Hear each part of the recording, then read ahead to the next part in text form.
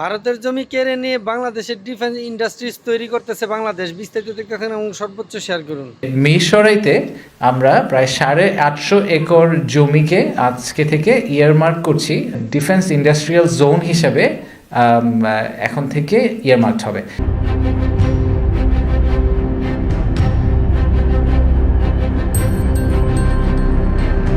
কথায় আছে উস্তাদের মায়ের শেষ রাতে। ক্ষমতার একেবারে শেষ প্রান্তে এসে প্রফেসর ইউনূসের ভারতকে দেওয়া এই লাথিটা সত্যি সেরা ছিল। মানে হাসিনার করা চুক্তি চট্টগ্রামের মিরসরাইয়ে ভারতীয় অর্থনৈতিক অঞ্চলের জায়গায় ফাইনালি প্রতিরক্ষা শিল্প পার্ক তৈরি করবে বাংলাদেশ। হাসিনা ক্ষমতা টিকে রাখতে দাদাদের মোংলা বন্দর দিয়ে মিরসরাইয়ে অর্থনৈতিক জোনের নামে খাল কেটে কুমির আনতে চাইছিল, ঠিক ব্রিটিশ ইস্ট ইন্ডিয়া কোম্পানির মতো। মানে দাদারা নৌপথে মোংলা বন্দর ব্যবহার করে পণ্যের কাঁচামাল এনে আমার দেশের মিরসরাইয়ে পণ্য উৎপাদন করে পাঠাইতে চেয়েছিল সেভেন সিস্টার্সে। মানে বাংলাদেশকে ভারতের অঙ্গরাজ্য বানাতে এটা ছিল হাসিনার আরও একটি পদক্ষেপ। কিন্তু ভারতের সেই গুড়ে বালি দিয়ে দিল ইউনূস। সামরিক ও প্রতিরক্ষা শিল্পে সক্ষমতা বাড়াতে চট্টগ্রামের মিরসরাইয়ে ডিফেন্স ইকোনমিক জোন বা সামরিক অর্থনৈতিক অঞ্চল স্থাপন করবে সরকার। মিরসরাই বাতিল হওয়া ভারতীয় অর্থনৈতিক অঞ্চলের প্রস্তাবিত জায়গায় এই সামরিক অর্থনৈতিক অঞ্চল করা হবে। সোমবার বাংলাদেশ অর্থনৈতিক অঞ্চল কর্তৃপক্ষের গভর্নিং বোর্ডের সভায় এ বিষয়ে নীতিগত সিদ্ধান্ত নেওয়া হয়। সভায় সভাপতিত্ব করেন অন্তর্বর্তী সরকারের প্রধান উপদেষ্টা অধ্যাপক মোহাম্মদ ইউনূস।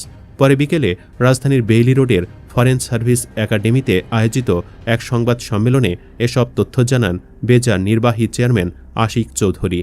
বর্তমানে ভারত থেকে সেভেন সিস্টার্সে যে কোনো পণ্য নিতে যে খরচ হয় তার মাত্র অর্ধেক খরচ হতো যদি ভারত মিরসরাইকে ইউজ করতে পারত।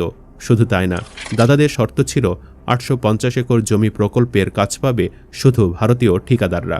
65% সরঞ্জাম ভারত থেকে আমদানি করতে হবে। বাংলাদেশি প্রতিষ্ঠান ঠিকাদারি কাজে অংশ নিতে পারবে না। মানে ভূমি আমার, দেশ আমার, বন্দর আমার, সবই আমার, শুধু ক্ষমতা তাদের, লোক তাদের, শুধু বিনিময়ে বাংলাদেশ পাইত জাস্ট কিছু টাকা। আন্তর্জাতিক সম্পর্ক বিশ্লেষকদের মতে হাসিনার এই চুক্তি ছিল দেশ বিক্রির শামিল এবং সার্বভৌমত্বের ওপর বিশাল আঘাত। দেশবিরোধী এই চুক্তি বাতিল হবার পর সংবাদ সম্মেলনে আশিক চৌধুরী বলেন, সামরিক শিল্পে অস্ত্র ও অন্যান্য উপকরণ উৎপাদন নিয়ে অনেকদিন ধরে আলোচনা চলছে। এগুলোর বৈশ্বিক চাহিদা রয়েছে। বাংলাদেশে নিজেদেরও কিছু সক্ষমতা থাকা জরুরি।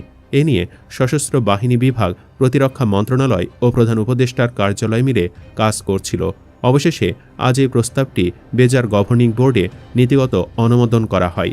আশিক চৌধুরী বলেন, মিরসরাইয়ে অবস্থিত জাতীয় বিশেষ অর্থনৈতিক অঞ্চলের অভ্যন্তরে প্রায় 850